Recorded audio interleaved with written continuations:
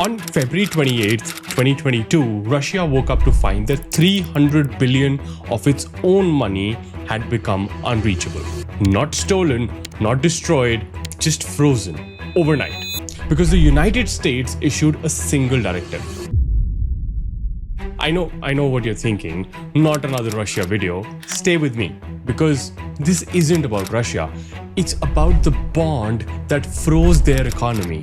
And the fact that the same bond is setting your mortgage rate right now. Now, I spent a long time thinking these were separate stories. The geopolitical one over there, my financial life over here, they're not separate. The same piece of paper that immobilized Russia's central bank is the benchmark your lender used to calculate what you pay every month. The same auction system that funds the US government is the reason borrowing became so expensive so fast.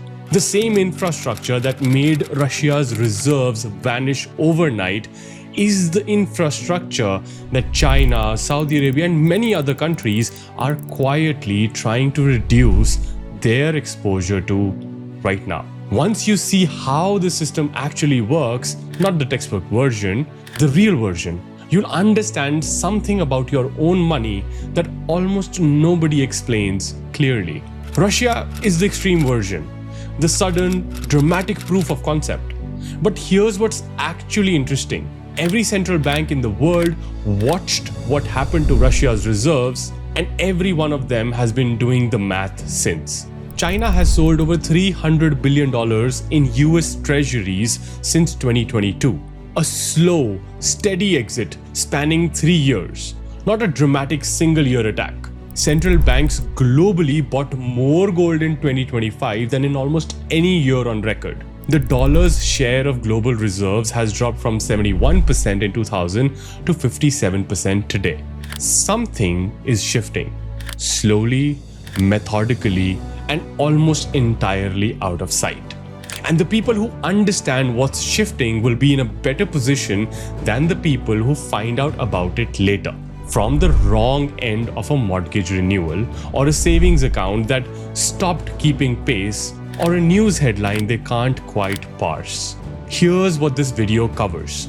First, what a treasury bond actually does. Not just the funding the government part. The 3 other jobs it's doing simultaneously that most explainers never mention. Second, exactly how it sets your mortgage rate and the one number you should be watching that your bank definitely isn't telling you to watch. Third, why the weapon the US used against Russia wasn't just the bond, it was the entire infrastructure underneath it.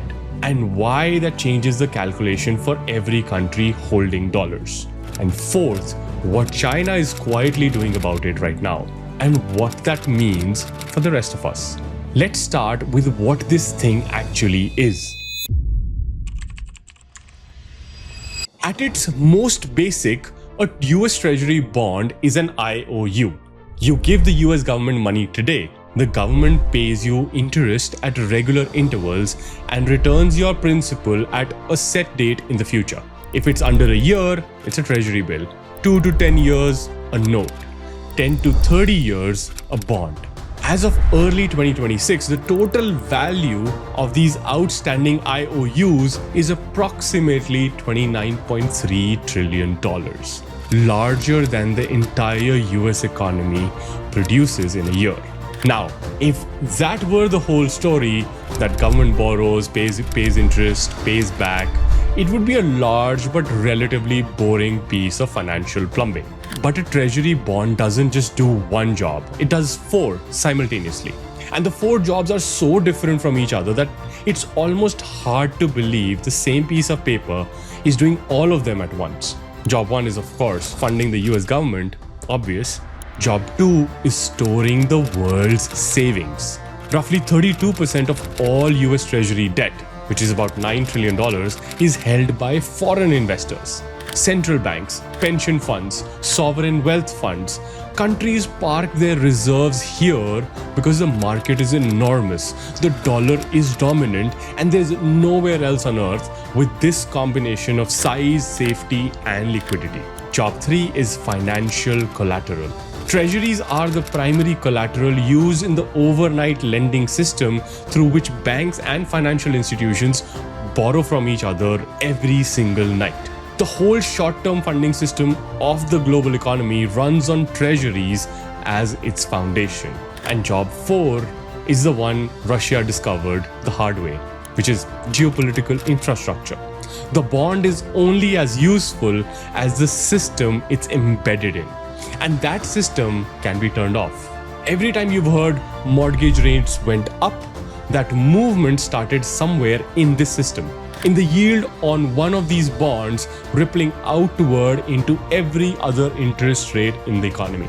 This isn't abstract finance, it's the foundation your financial life is built on. Of all the bonds auctioned every week, one matters more to your daily financial life than all the others combined: the 10-year Treasury note. A 30-year fixed mortgage sounds like it should track 30-year bonds, but almost nobody keeps a 30-year mortgage for 30 years. People sell, refinance, move. The average 30-year mortgage actually behaves financially like a loan that lasts around 7 years. And the closest bond to that duration is the 10-year note. So mortgage lenders use the 10-year Treasury yield as their starting point. Then they add a spread on top to cover their costs and the risk of early repayment. As of May 2026, the 10-year yield is at 4.48%. The average 30-year fixed mortgage rate is 6.36%. The spread between them, 1.88 percentage points, is right in line with its historical average. Your bank did not invent your mortgage rate.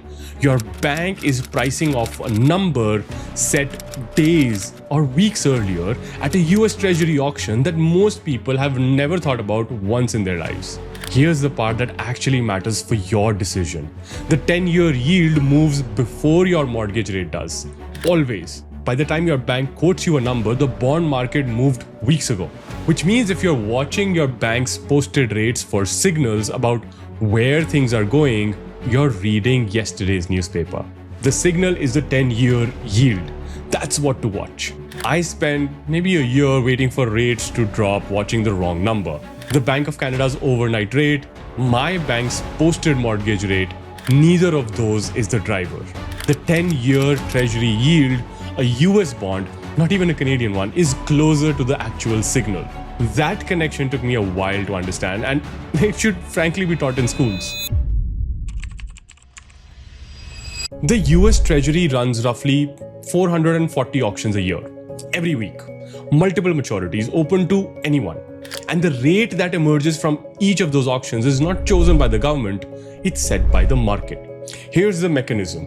The Treasury announces how much it needs to borrow, bidders submit offers stating the minimum interest rate that they will accept. The Treasury fills the order starting with the lowest rate demanded, working upward until the full borrowing amount is accounted for. And then, the detail most explanations skip is whoever the last highest rate bidder is, sets the rate for everyone. Even bidders who are willing to accept less get paid the higher rate. That means the auction rate is a direct readout of market sentiment. When a lot of buyers show up eager to lend, rates come in low. When demand is weak, fewer bidders or bidders demanding higher compensation, rates come in higher. The metric to watch is called the bid to cover ratio. How many dollars of bids come in for every dollar being auctioned? A ratio of 2.5 means strong demand. A ratio trending towards 1.5 is a warning sign. And when a major auction comes in weak, that moves directly into your mortgage rate, your car loan, every debt benchmarked against the Treasury curve. In 2025, something that hadn't happened in decades started happening. Major Treasury auctions were coming in weaker than expected. Not catastrophically, but noticeably. Because here's what weak auction demand means at the systemic level. It means the world is slightly less enthusiastic about lending to the United States than it was before. And even a slight reduction in that enthusiasm has a price, paid by every person with a mortgage, a car loan, or a credit card balance. When foreign buyers pull back from Treasury auctions, even marginally, the cost gets distributed silently across every borrower in the domestic economy. It is not announced. It just shows up in the number your bank quotes you 3 months later, as if it came from nowhere. Now, here's the interesting part. You would think Russia should have had a plan. It did. After Western sanctions in 2014, Russia spent 8 years deliberately reducing its exposure to dollar assets. It shifted roughly $100 billion out of US Treasuries and into gold and euros and yuan. Its finance ministry called it Fortress Russia, a sanctions-proof reserve strategy. And the logic was sound. If you reduce your treasury exposure, the West has less leverage over you. What Russia didn't fully account for was that the weapon wasn't just the bonds. The weapon was the entire infrastructure around the bonds. On February 26, 2022, 2 days after the invasion of Ukraine, the US Treasury issued a directive. It prohibited any American person or institution from conducting transactions with the Central Bank of Russia, Russia's National Wealth Fund, or even Russia's finance ministry. And this was coordinated with the European allies. Overnight, roughly $300 billion in Russian reserves became unusable, not seized legally, not destroyed, just unreachable. Because the entire transaction infrastructure that would have been required to move those assets ran through systems where American or European law applied. The bond is just the most visible layer. Underneath it is a stack of infrastructure, settlement systems, correspondent banking relationships, custodian networks, legal jurisdiction, and all of that infrastructure ultimately runs through the dollar system, which United States controls. There's a concept this introduced into reserve management called political convertibility.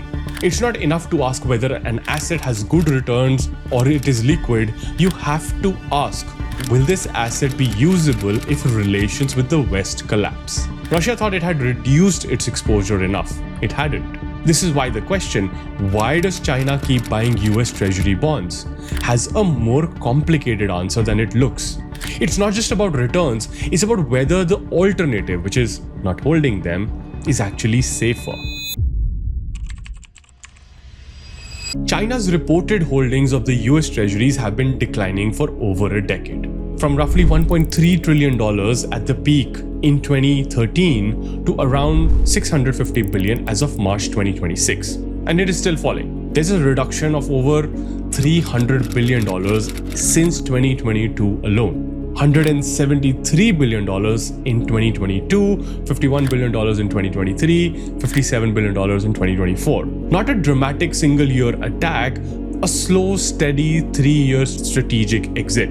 At the same time, China has been buying gold. Central banks globally purchased 863 tons of gold in 2025, historically elevated levels. And the Federal Reserve's own research notes that rising gold holdings are not broadly associated with falling dollar reserves, except in some specific cases. The exceptions named are China, Russia, and Turkey. The countries most worried about sanctions exposure are the ones moving furthest from treasuries toward gold. But here's where it gets more complicated.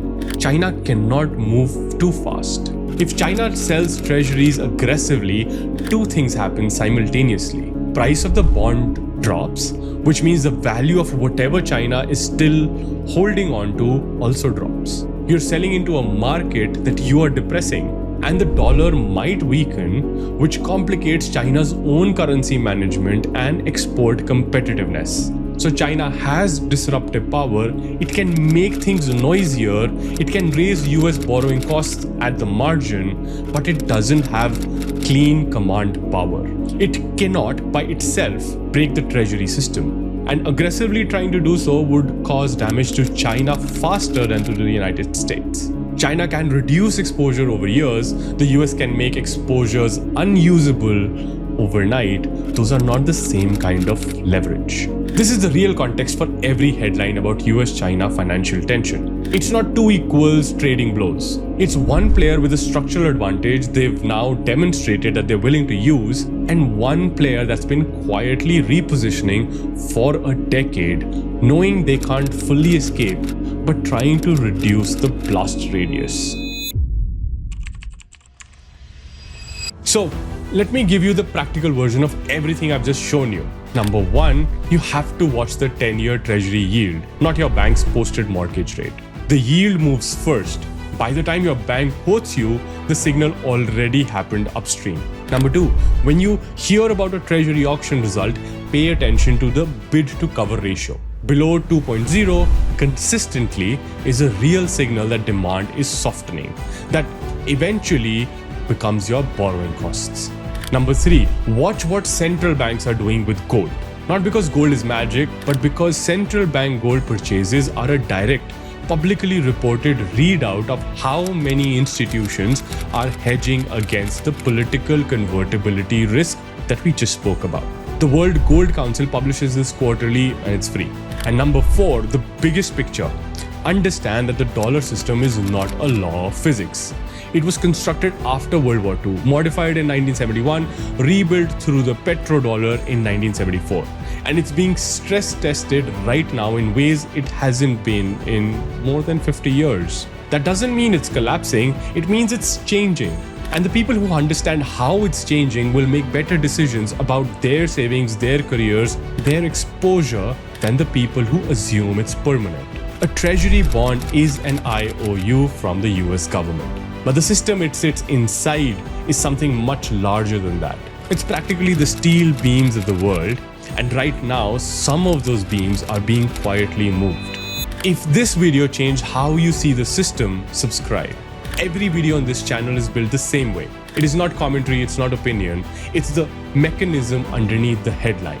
And if you want to understand why the smartest money in the world is moving toward gold right now, including central banks that used to hold only dollars, I have made a video on exactly that. It's called Gold is Not an Investment, it's an Exit Strategy, and you will find the link somewhere here. It's the other side of everything we just talked about. Watch it next, and thank you for staying so long.